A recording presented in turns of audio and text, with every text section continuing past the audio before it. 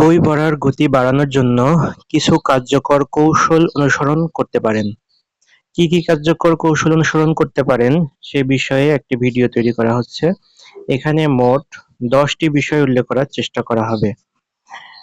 প্রথমত, চোখ নয়, মস্তিষ্ক দিয়ে পড়ুন। অনেকেই শব্দ ধরে ধরে পড়ে, যা সময় বেশি লাগে। বরং বাক্যের অর্থ বোঝার দিকে মনোযোগ দিতে হবে। আমরা অনেক সময় শুধু পড়তেই থাকি, কিন্তু কি পড়তেছি সেই বিষয়টা অনেক সময় বুঝতে পারি না। সেজন্য অবশ্যই মস্তিষ্ক দিয়ে মনোযোগ সহকারে পড়তে হবে। সাব ভোকালাইজেশন কমান। যদি মনে মনে শব্দ উচ্চারণ করেন, তাহলে গতি কমে যায়। চেষ্টা করুন চোখ দিয়ে স্ক্যান করার অভ্যাস গড়ে তুলতে, অর্থাৎ মনের ভেতর থেকে পড়তে।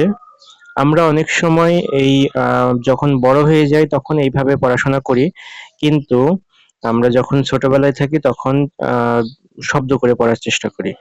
বাড়তি চোখের নড়াচড়া কমান। চোখকে প্রতিটি শব্দের ওপর না এনে একেবারে কয়েকটি শব্দ দেখার অভ্যাস তৈরি করুন। পড়ার সময় ফিঙ্গার বা পেন গাইড হিসেবে ব্যবহার করুন।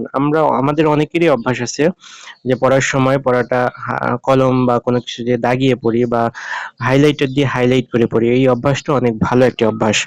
গুরুত্বপূর্ণ শব্দ চিহ্নিত করুন। প্রতিটি শব্দের ওপর জোর না দিয়ে মূলত অর্থ বোঝার চেষ্টা করতে হবে। নিয়মিত অনুশীলন করা। পড়াশোনার পাশাপাশি নিয়মিত অনুশীলন করলে পড়ার অভ্যাসটা অনেক ভালো তৈরি হয়।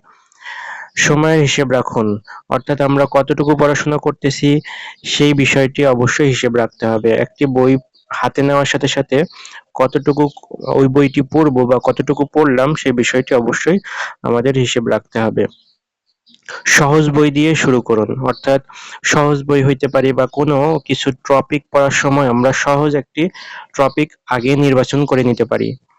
স্কিমিং বা স্ক্যানিং শিখুন। স্কিমিং শুধু মূল বিষয়বস্তু বুঝতে দ্রুত চোখ বুলানো, আর স্ক্যানিং হচ্ছে নির্দিষ্ট তথ্য খুঁজতে দ্রুত পড়া। মনোযোগ বাড়ান। 10 নম্বর হচ্ছে মনোযোগ বাড়ানো। বই পড়ার সময় সোশ্যাল মিডিয়া বা অন্য কিছুতে মনোযোগ না দিয়ে সম্পূর্ণ মনোযোগ পড়াশোনার দিকে দিতে হবে। এভাবে আমরা বই পড়ার প্রতি গতি বাড়ানো এবং বই পড়ার প্রতি নিজেকে অনেক আগ্রহশীল তৈরি করতে পারি। এছাড়াও আমরা পড়ার সময় অবশ্যই একটু চিন্তা করে নিতে পারি যে কতক্ষণ পড়বো এবং কি টপিক গুলো পড়বো। তাহলে দেখা যাবে যে কার্যকর পড়াশোনা হয়। ধন্যবাদ সবাইকে।